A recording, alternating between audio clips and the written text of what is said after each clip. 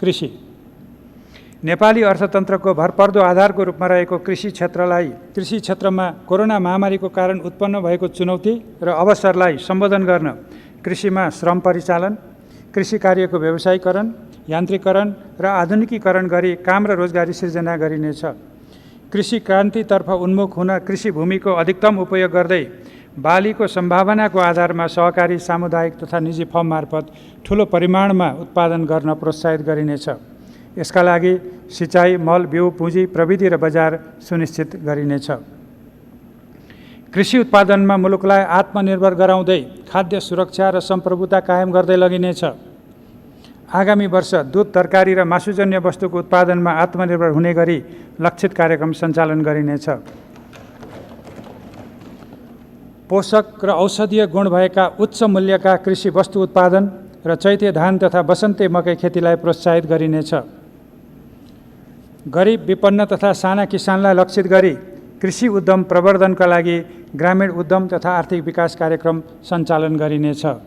प्रधानमन्त्री कृषि आधुनिकीकरण आयोजनालाई पुनर्संरचना गर्दै स्थानीय सम्भावनाका आधारमा एक स्थानीय तहमा एक उत्पादन पकेट क्षेत्र कार्यक्रम सञ्चालन गरिनेछ। आगामी वर्ष कृषि र पशुपालनका थप 250 पकेट क्षेत्र विकास गरी प्रत्येक स्थानीय तहमा कम्तीमा एक कृषि पकेट क्षेत्र रहने सुनिश्चितता गरिनेछ। यसका लागि रु 3 अर्ब 22 करोड बजेट छुट्याएको छु। खाद्य स्वच्छता प्रवर्धन तथा नियमन गर्न कानुनी संरचना तयार गरिनेछ। आगामी वर्ष कर्णाली र गण्डकी प्रदेशमा खाद्य गुणस्तर प्रयोगशाला सञ्चालनमा ल्याइनेछ। विषादीको उपयोग सुरक्षित स्तरमा राख्न जनचेतना अभिवृद्धि र प्रभावकारी नियमन गरिनेछ। सबै स्थानीय तहमा घुम्ती प्रयोगशाला मार्फत माटो परीक्षण गरी उपयुक्त बिउ, मल लगायतका कृषि सामग्री सिफारिस गर्ने व्यवस्था मिलाइनेछ।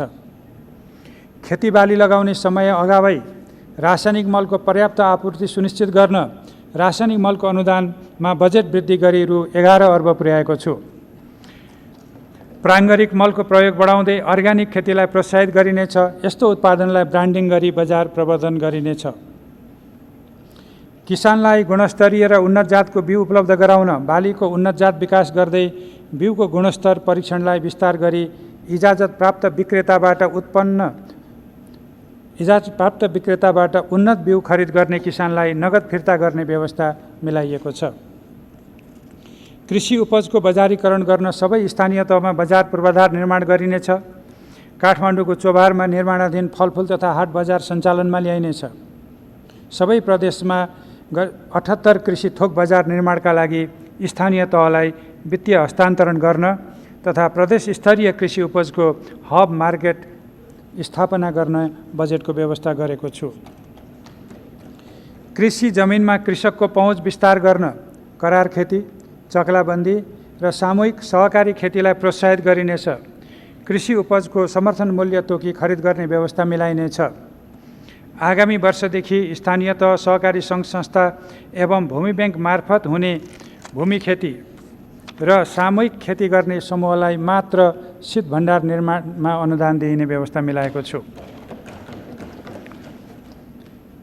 खाद्य सुरक्षा तथा आपूर्ति व्यवस्थापनलाई सुदृढ तुल्याउन र कृषि उपजको मूल्य सुनिश्चितता दिन 200 खाद्य भण्डारण केन्द्र स्थापना गर्न स्थानीय तहलाई रु 1 अर्ब वित्तीय हस्तान्तरणको व्यवस्था गरेको छु। यस्ता केन्द्र मार्फत समर्थन मूल्य तोकिएका कृषि उपज खरिद गर्ने र एक तहको प्रशोधन गरी बिक्री गर्न तथा सहकारी र निजी क्षेत्रमा हाल सञ्चालनमा रहेका खाद्य गोदामको मर्मत सम्भार गरी खाद्यान्न सञ्चय गर्न खाद्यान्न ब्याङ्कको अवधारणा कार्यान्वयन गर्ने व्यवस्था मिलाएको छु। सबै स्थानीय तहमा कम्तीमा एक कृषि र एक पशु सेवा प्राविधिकको व्यवस्था मिलाउन रु 50 करोडको व्यवस्था गरेको छु। कृषि क्याम्पसमा स्नातक अध्ययनरत विद्यार्थीलाई इन्टर्नसिप गराउने तथा विभिन्न प्राविधिक शिक्षालयमा अध्ययनरत विद्यार्थीलाई पढाइसँगै आय आर्जन गर्ने व्यवस्था मिलाएको छु। कृषि, बाली तथा पशुपक्षी बिमाको दायरा विस्तार गरी जोखिम न्यूनीकरण गर्न बिमा प्रिमियम अनुदान रकममा वृद्धि गरिएको छ। बाली बिमा गर्दा प्रिमियम बापत कृषकले तिर्नुपर्ने रकम बाली उत्पादन भएपछि तिर्न पाउने सुविधा दिइनेछ। कृषिको उत्पादन तथा बजार जोखिम कम गर्न मोबाइल एप्स मार्फत किसानका लागि मौसम, बिउ बिजन, खेती प्रविधि र बजार मूल्य सम्बन्धी सूचना उपलब्ध गराइनेछ। फलफुलका बिरुवा रोप्ने र संरक्षण गर्ने कार्यलाई अभियानको रूपमा सञ्चालन गर्न आगामी वर्ष कृषितर्फ थप 50 लाख र वनतर्फका कार्यक्रमबाट थप 55 लाख फलफुलका बिरुवा उत्पादन गरी वितरण गरिनेछ। प्रत्येक स्थानीय तहमा नर्सरी स्थापना गरी कम्तीमा 10,000 फलफुलको बिरुवा उत्पादन गर्न प्राविधिक सहयोग उपलब्ध गराइनेछ। उपयोगविहीन सार्वजनिक जग्गा, सडक र राजमार्गका किनारा र नदी उकासबाट प्राप्त हुने जमिनमा अभियानको रूपमा फलफुल र अन्य उपयुक्त खेती गर्न निजी, सहकारी र सामुदायिक सङ्घ-संस्थालाई प्रोत्साहित गरिनेछ। सहकारी सङ्घ-संस्था मार्फत कपास, रेशम, ऊन र अन्य धागोजन्य उत्पादन एवं प्रशोधनका लागि अनुदानको व्यवस्था गरेको छु। उखु उत्पादक किसानलाई उत्पादन परिमाणका आधारमा प्रदान गरिने अनुदानलाई निरन्तरता दिन रु 95 करोड विनियोजन गरेको छु।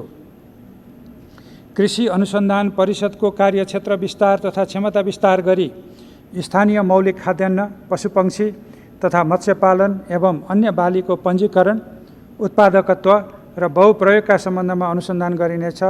कृषि क्याम्पसलाई अनुसन्धान कार्यमा प्रोत्साहित गरिनेछ। कृषकलाई व्यावसायिक पशुपालनमा आकर्षित गर्न नस्ल सुधार कार्यक्रमलाई प्रोत्साहन, घाँस खेती र बृहत चरीचरण क्षेत्र विकास तथा गुणस्तरीय पशु स्वास्थ्य सेवाको विस्तार गरिनेछ। मुख्य सिमानाकामा पशु क्वारेन्टाइन स्थापना गरी प्रयोगशाला र अन्य पूर्वाधारको व्यवस्था गरिनेछ। कृषिमा प्रदान गरिँदै आएको सबै प्रकारको अनुदान पुनरावलोकन गरी सङ्घ, प्रदेश र स्थानीय तहबीच यो सुविधा दोहोरो नपर्ने व्यवस्था मिलाइनेछ। कृषि ऋणमा सहज पहुँच पुर्याउन किसान क्रेडिट कार्डको सुरुवात गरिनेछ।